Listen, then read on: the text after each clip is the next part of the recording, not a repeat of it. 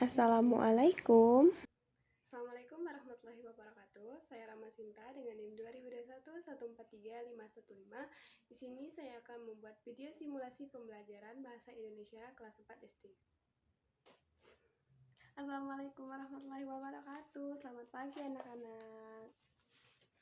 Oke, apa kabarnya di sini? Baik. Oke, di sini Ibu mau absen dulu. Ada yang nggak hadir? Hadir semua. Oke, Ibu absen dulu ya. Ani, ada. Ana, ada. Terus Budi, ada. Cika, ada. Doni, ada Doni, ada Bu, ada. Terus Lala, ada. Terus Zaki, ada. Oke, udah diabsen semua ya. Oke anak-anak, sebelum kita memulai pelajaran kita pada pagi hari ini, kita berdoa terlebih dahulu ya. Ayo Doni, pimpin doanya. Oke, sudah berdoa. Udah semangat dong. Belum? Oke, di sini kalau agar kita tambah semangat, gimana kalau kita menyanyikan lagu Garuda Pancasila dulu. Minggu kemarin kita sudah menyanyikan lagu Maju Tak Gentar ya kalau nggak salah. Hari ini kita menyanyikan lagu Garuda Pancasila. Ayo, siapa yang berani memimpinnya? Lala, ayo silakan. Bagaimana? Apakah udah semangat untuk melanjutkan pelajaran kita? Belum? Oke, agar biar kita tambah semangat, kita harus tepuk semangat dulu. Ayo ikutin ibu ya. Tepuk semangat. Semangat. Semangat. Udah semangat dong. Oke. Coba. Di sini ibu mau nanya, siapa yang masih ingat kemarin kita belajar tentang apa? Maya, ayo Maya, apa? Ya benar Maya, kemarin kita itu sudah belajar tentang menentukan unsur-unsur cerita. Hari ini kita akan belajar pada tema 4 berbagai pekerjaan dan subtema 3 pekerjaan orang tuaku pada pelajaran Nah, tujuan pada pembelajaran hari ini yaitu supaya kita bisa menentukan unsur-unsur cerita pada cerita dongeng. Jadi kita akan belajar tentang dongeng. Nah, sekarang kita akan membahas tentang dongeng. Siapa di sini yang masih kecil dulu setiap malam itu selalu didongengin oleh ayah atau ibunya? Si Maya, ada lagi Rani, terus ada lagi Fitri juga ya.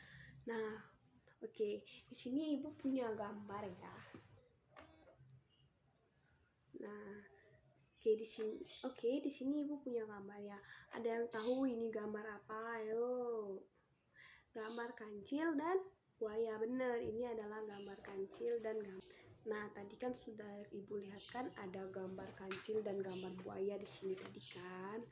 Nah, di sini baik. Nanti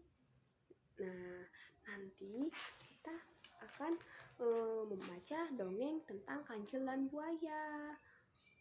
Di sini ibu mau nanya sebelumnya, ada yang pernah tahu nggak sih dongeng yang judulnya Kancil dan Buaya ini? Pernah? Siapa yo? Putri. Yo Putri, ayo ceritain kayak gimana sih? Wah, ceritanya bagus ya anak-anak. Tepuk tangan dong untuk Putri. Oke, di sini ibu akan membagi kalian menjadi beberapa kelompok. Oke, untuk barisan ini itu kelompok pertama, untuk barisan ini ada kelompok kedua, ini ada kelompok ketiga, dan ini adalah kelompok keempat ya. Oke, jadi kalian akan duduk secara berkelompok. Nah, kalian itu terlebih dahulu membaca dongeng si kancil dan buaya tadi. Nah, silakan kalian membentuk kelompok kelompok, bisa dalam bulat atau kursinya digeser, tapi nggak digeser ya, diangkat. Jadi silakan kalian membuat kelompok untuk membaca dongeng atau membaca cerita Kancil dan Buaya tadi di buku halaman 34 ya, silakan. Oke anak-anak, sudah selesai ya membaca dongengnya. Oke, kalau udah selesai, silakan kalian berdiskusi dengan teman kelompok masing-masing untuk menentukan unsur-unsur pada cerita dongeng tersebut. Pada kemarin Ibu sudah menjelaskan bagaimana sih cara menentukan unsur-unsur cerita pada unsur-unsur pada cerita. Nah, hari ini kalian mencari unsur-unsur pada cerita dongeng Kancil dan Buaya. Nah, Ibu sudah menyiapkan menyiapkan LKPD untuk kalian. Nah, silakan kalian mengerjakan sesuai kolom-kolom yang ada di LKPD. Nanti Ibu jelaskan. Bagikan ya di sini. Kalian menentukan ketujuh unsur ini. Pertama ada judul. Yang kedua itu ada tokoh. Tokoh ini siapa saja sih yang berperan di dalam cerita tersebut? Tadi kan udah ada Kancil, udah ada Buaya. Nah, kalian buat pada kolom tokoh. Oke, yang kedua yaitu ada watak tokoh. Bagaimana watak tokoh? Bagaimana watak si Kancil? Apakah si Kancil ini baik? Apakah si Kancil ini jahat? Begitu pula dengan Buaya dan tokoh-tokoh lainnya. Yang kedua, yang selanjutnya ada latar tempat. Nah, latar tempat ini di mana sih kejadian ini? Apakah di hutan atau di rumah atau di dalam kamar atau di jalan? Nah, kalian membuat latar tempat. Oke, yang selanjutnya itu di dalam cerita pasti ada yang namanya cerita awal. Nanti kalian ceritakan cerita awal dari cerita tersebut seperti apa. Dan selanjutnya cerita akhir. Nah, bagaimana akhir dari cerita tersebut? Selanjutnya dan terakhir itu dari cerita tersebut kita akan menemukan pesan moral yang didapat. Jadi apa sih pesan moral yang didapat dari cerita tersebut? Kalian akan menjelaskannya nanti. Nah, tadi sudah Ibu jelaskan kan ketujuh unsur tadi. Silahkan kalian kerjakan, berdiskusi dengan teman kelompoknya. Oke, Ibu beri waktu 15 menit. Dimulai dari sekarang ya. Oke anak-anak, waktunya udah habis. Ayo, di sini Ibu meminta masing-masing kelompok untuk mempresentasikan hasil kerjanya. Ayo. Nah, dimulai dari kelompok 1 bisa. Wah, hebat-hebat semua ya anak-anak Ibu. Kalian sudah bisa menentukan unsur-unsur cerita pada dongeng kita kali ini. Udah benar semua Ibu lihat. Oke, yuk kita bahas. Tadi ada unsur yang namanya judul. Mana tadi? Judul. Nah, tadi ada judul. Judulnya apa? Ayo anak-anak. Ada apa ya? Ya, judulnya Kancil dan Buaya. Yang selanjutnya tadi ada tokoh ya, tokoh. Tokohnya siapa saja? Ada Kancil, iya betul. Ada siapa lagi? Ada Buaya, iya betul. Ada siapa lagi? Kancil dan Buaya, benar, Kancil dan Buaya. Oke, gimana untuk sifat-sifat? Oke, selanjutnya ada sifat tokoh. Oke, tokoh-tokohnya tadi ada Kancil dan Buaya. Ayo, apa sifat Kancil, apa sifat Buaya? Ayo. Sifat Kancil dulu. Ramah, iya benar ramah. Terus apa lagi? Ya benar, dia baik. Terus ada lagi apa lagi? Ya benar, Kancil itu cerdas. Terus sifat Buaya, ada yang tahu siapa? Buaya bodoh. Ya, Buaya itu bodoh karena bodoh-bodohin Kancil. Dia itu polos. Terus apa lagi? Jahat. Mau mangsa si Kancil. Ya benar. Terus latar tempatnya, cerita tadi ada di mana? Betul, di tepi sungai. Terus lalu bagaimana sih awak? Lalu bagaimana cerita awal dari dongeng tadi? Betul, cerita awalnya si kancil melihat buah di seberang sungai, terus dia mau mengambilnya. Tiba-tiba saat dia mau menyeberang sungai, buaya datang. Iya, betul. Terus cerita akhirnya bagaimana? Apakah kancil dimakan buaya atau gimana? Betul, kancil akhirnya bisa menyeberangi sungai dengan membohongi buaya. Betul. Terus Ibu Mona, yang selanjutnya itu yang terakhir, pesan moral. Ada yang tahu apa pesan moral yang kita dapat dari cerita dongeng tadi? Ayo, ada yang tahu? Silakan, Lala, ada yang mau menjawab? Atau Maya, Budi, Ani? Iya, Doni? Apa? Tidak boleh berbohong. Nah, betul. Kita tidak boleh berbohong. Tadi ada ceritanya kancil berbohong sama buaya ya. Katanya mau pembagian daging, taunya buaya berbohong. Katanya mau bukan buaya, tapi kancilnya yang berbohong. Ya, itu kita tidak boleh berbohong. Buayanya sampai marah tadi nggak mau temenan sama kancil. Nah, jadi kita tidak boleh berbohong sama teman. Nanti temennya marah, terus kita nggak punya teman. Jadi kita tidak boleh berbohong. Terus apalagi ada yang tahu?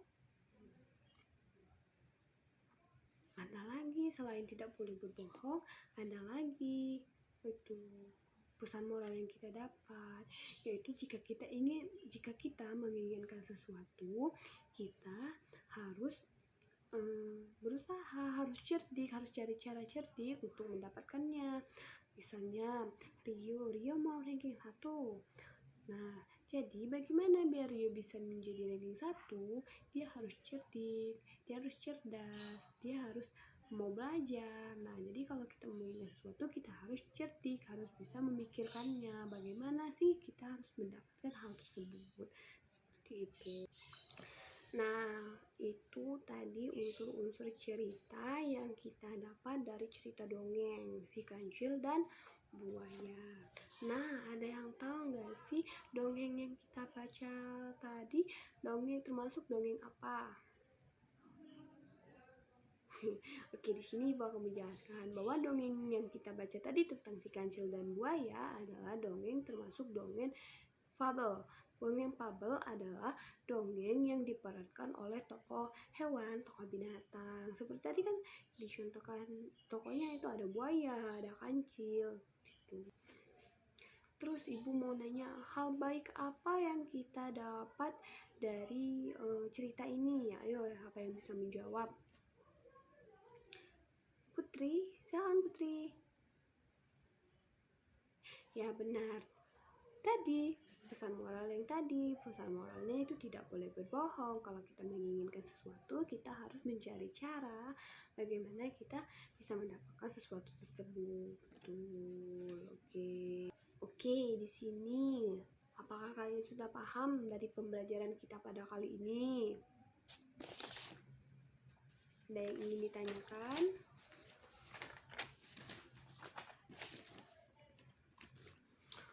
Oke, kalau semuanya sudah paham tentang materi kita pada kali ini, di sini Ibu mau nanya, ada yang bisa menyimpulkan dari materi dari pembelajaran kita? Kita sudah berdiskusikan tentang menentukan unsur-unsur cerita dalam cerita dongeng. Nah, ada yang bisa menyimpulkan apa saja unsur-unsur cerita yang kita dapat? Ya, benar. Ada judul. Yang selanjutnya ada apa lagi? Betul, ada tokoh. Terus apa lagi? Watak. Iya, ada watak. Terus apa lagi?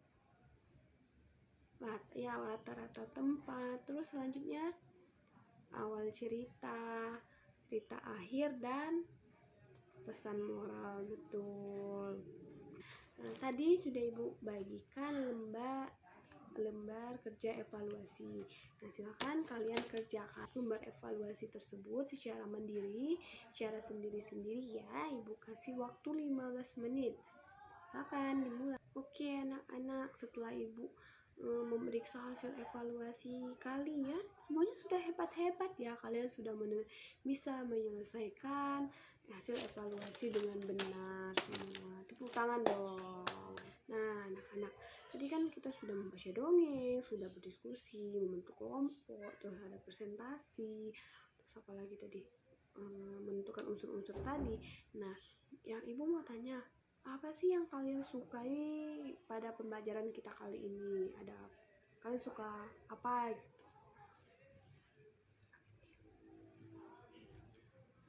Amel suka saat kita membaca dongeng. Terus apa lagi? Siapa lagi? Rifki suka saat kita berdiskusi. Betul, bagus. Terus apa lagi Maya? Maya suka saat kita presentasi. Iya, pasti beda-beda ya semua. Oke. Pada pembelajaran ini ada yang mau ditanyakan?